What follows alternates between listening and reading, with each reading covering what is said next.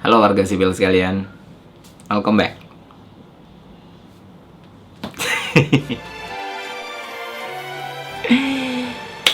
Buat yang lagi puasa, selamat menjalankan ibadah puasa. Semoga selalu diberi kebaikan lagi kebajikan. Buat yang nggak puasa, selamat menjalankan rutinitas. Semoga selalu diberikan kebaikan dan kebajikan pula.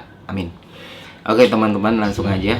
Buat yang nunggu Doko Vlog, gue mau minta maaf karena Doko Vlog selanjutnya mungkin jadwal uploadnya agak molor ya dari biasanya. Karena gini pak, karena Doko Vlog yang bakal kalian tonton nanti itu ya bisa dibilang levelnya beda sama Doko Vlog sebelumnya. Mantap ya.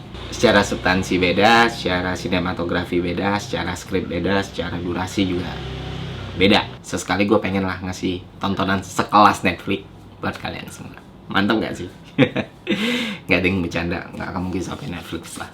Dan ya, gue kan penuh keterbatasan ya. Gue sampai sekarang gak punya tim produksi. Gue masih riset sendiri, wawancara sendiri, bikin skrip sendiri, syuting sendiri, editing sendiri gitu. Dan sialnya gue masih menikmati ini pak, serius. Gue masih sangat-sangat menikmati broadcast yourself gitu. Sangat-sangat menikmati buat video sendiri karena ngerasa ada seninya gitu. Karena wow, ngerjain sesuatu dari hulu ke hilir itu seru pak. Jadi karena Doko Vlognya molor dari jadwal upload karena masih gue kerjain, gue kepikiran untuk bikin satu video yang itu ini. Mungkin kalau kalian ngeliat judulnya, wah ini bakal jadi konten yang berat banget ya. Enggak pak, ini bukan konten riset, ini bukan konten video esai, ini bukan konten kita membedah satu masalah, kita diskusikan, kita analisa. Enggak, ini cuma konten dimana gue berbagi pengalaman pribadi gue, berbagi pemikiran yang sempat gue alamin, dan gue ngerasa nggak ada salahnya gue ceritain ke teman-teman semua. Jadi ya makanya konten ini bukan Doko Vlog pak, konten ini jurnal paruh baya gitu, supaya gue nginget gue pernah mikir yang kayak gini. Oke, kita bakal bicara soal konsep ketuhanan dan pertanyaan yang ada di kepala gue berkaitan dengan konsep ketuhanan. Gini teman-teman, gue seorang muslim insya Allah, dan sampai sekarang juga masih tetap muslim. Dan dari kecil ya gue dibekali ilmu agama yang cukup dari orang tua gue. Bokap gue orang Muhammadiyah, sebelum jadi dosen hukum ya, sebelum jadi dosen hukum di universitas negeri, dia sempat ngajar beberapa sekolah Muhammadiyah. Terus nyokap gue juga punya orang tua yang mana ya bisa dibilang ulama kali ya, yang cukup dipandang di daerahnya gitu. Kebetulan dua-duanya dari Sumatera Barat. Dan gue benar-benar dibekali ilmu agama yang cukup dari sejak kecil. Nggak ada kekurangan apapun soal itu.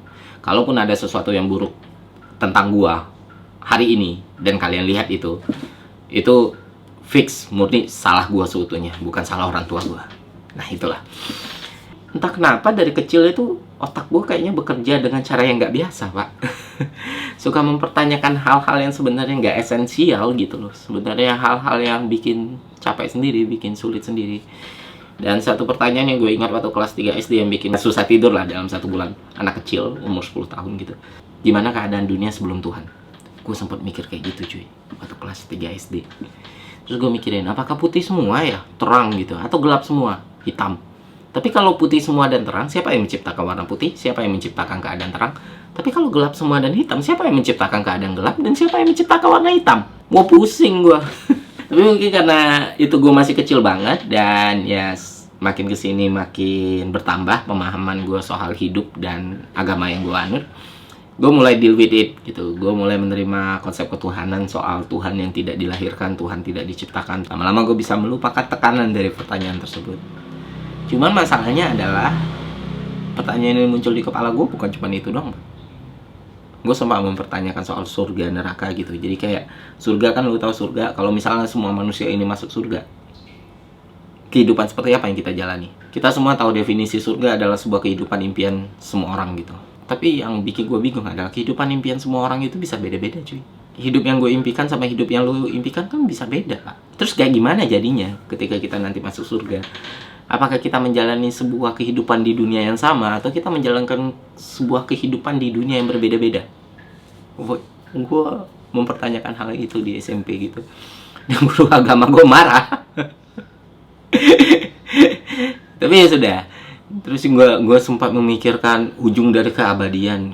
Ketika kita meninggal nanti dan kita dibangkitkan gitu, kita harus ngejalanin sebuah kehidupan yang gak ada ujungnya pak.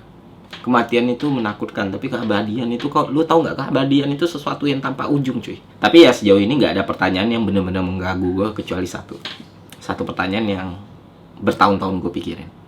Ya pertanyaan sebenarnya sih, Bang, kalau benar Tuhan itu maha kuasa, kenapa nggak dia ciptakan manusia satu agama aja?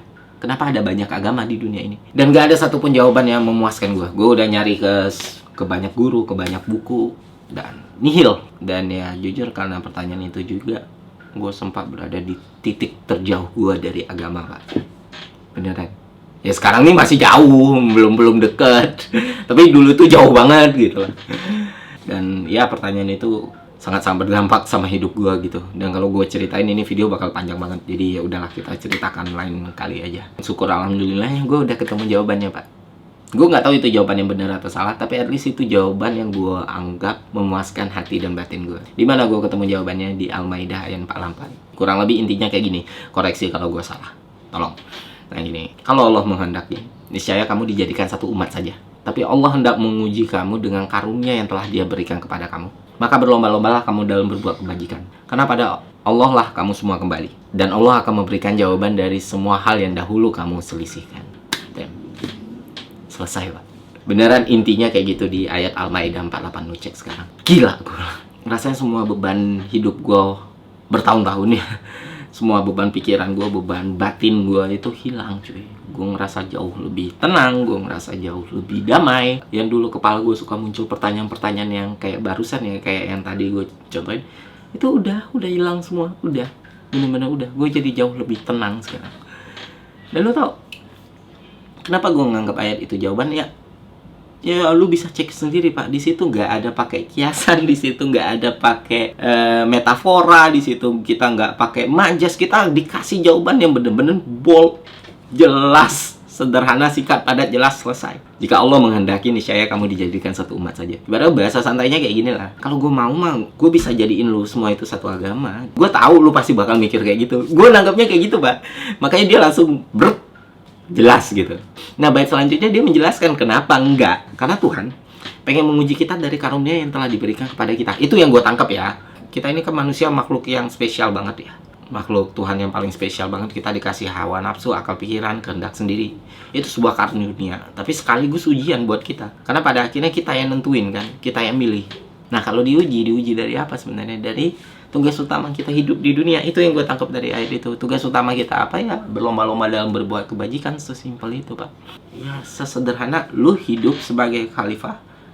Ya udah, fungsi lu untuk hidup itu menebar kebaikan ke sesama gitu, beribadah dan segala macam. Nah, di akhir ini yang bikin gue merinding. Allah itu udah menjanjikan jawaban, Pak, dari semua pertanyaan yang ada di kepala kita sekarang.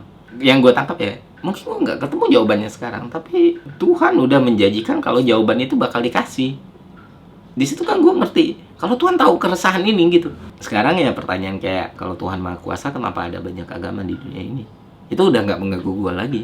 Gue mungkin nggak tahu jawabannya sekarang, tapi Tuhan tahu kalau gue mempertanyakan itu udah lebih dari cukup, Pak. Dan Dia juga udah ngasih tahu secara jelas apa yang harus gue lakukan di dunia. Ya udah, berbuat kebajikan. Nah, itu pengalaman hidup gue, pengalaman apa yang pernah gue pikirin.